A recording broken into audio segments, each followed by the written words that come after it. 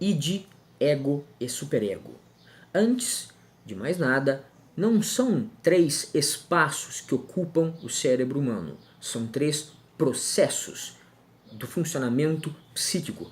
São três processos do psiquismo da mente humana que funcionam ao mesmo tempo e de modo interligado. Um não funciona sem o outro e deve existir um equilíbrio entre os três. Id, ego e superego. Comecemos pelo id, então. O id é a instância, o id é a parte, é o funcionamento psíquico ligado à nossa condição natural.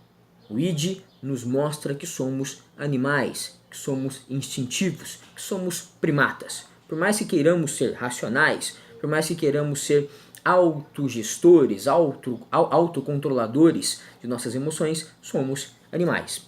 O id obedece a um único princípio, a uma única razão de existência, o prazer, a realização do seu prazer imediato. Por isso ele está muito associado aos impulsos, às pulsões sexuais, à realização da libido. O id deve ser controlado, ele deve ser suprimido, deve ser vigiado, porque se ele existisse em excesso, livremente, teríamos um indivíduo egoísta, um indivíduo impulsivo, imediatista. Em um exemplo muito simples, se um indivíduo deixou o seu id em desequilíbrio, um pouco se sobressaindo sobre ego e superego, esse indivíduo, ao ver a sua vizinha nua, ainda que sem querer, vai se esquecer de que é casado, de que é muito bem casado, de que a vizinha não presta, é uma vagabunda, e vai investir nela, e vai cantá-la, e vai colocar em risco todo o seu casamento, toda uma vida construída ao lado de uma boa esposa, vai colocar tudo isso em risco por conta da realização de um momento de prazer com essa vizinha.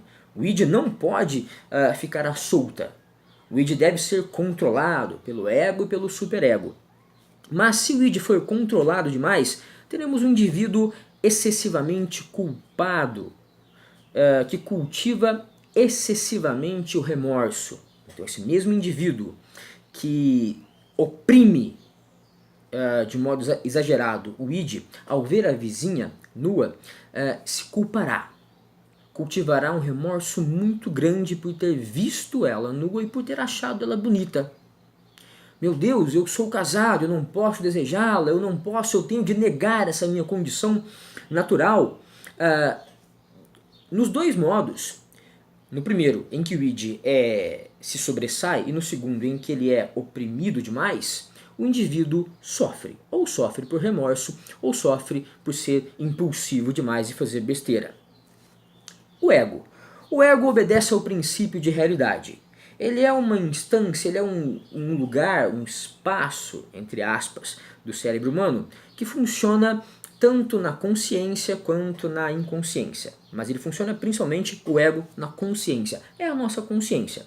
Ele obedece ao princípio de realidade, que diz: o id deve ser controlado, pois se ele não for controlado, a vida em sociedade, a vida civilizada, a vida na realidade humana não será possível. O id então sublima, o ego então sublima, canaliza os impulsos sexuais em atividades socialmente aceitas. Portanto, o que é pulsão, vontade sexual se torna trabalho, se torna esporte. A raiva se torna aquele soco na mesa. O ego canaliza, o ego usa toda a energia do id, que é toda a energia psíquica, para coisas socialmente úteis. É claro que o ego não pode suprimir o id.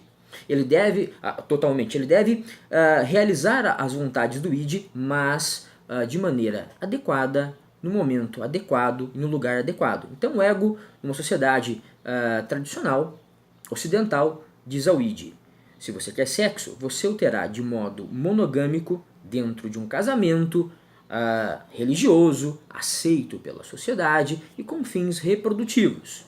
Enfim, o ego controla o id.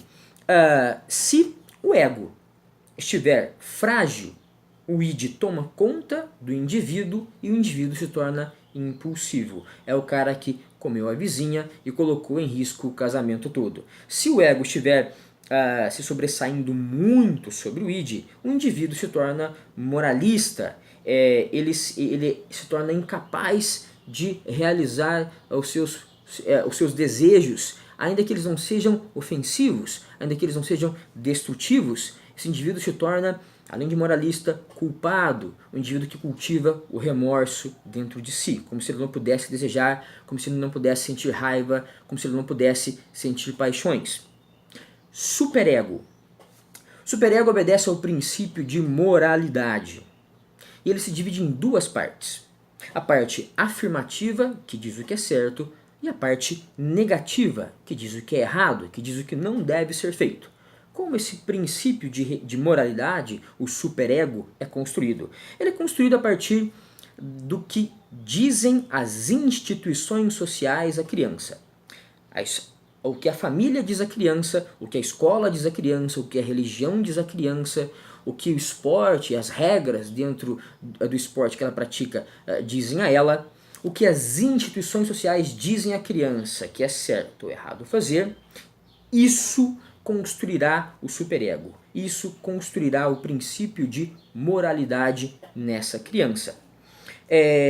Quando o superego está em falta, temos o id se sobressaindo e o indivíduo impulsivo, egoísta, instintivo demais. Quando o superego se sobressai demais sobre o id, sobre o ego, temos um indivíduo moralista, cheio de remorso, cheio de culpa, incapaz de assumir os seus próprios desejos, ainda que inofensivos.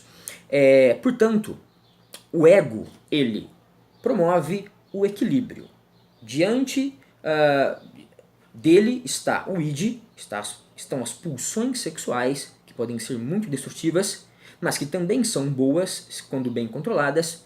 E também diante dele está o superego, o que é certo e errado fazer. O ego tem a função então de equilibrar o id e o superego. Tem a função de controlar as realizações das pulsões do id. Tem o dever de internalizar no psiquismo as necessidades do superego, o que é certo e o que é errado.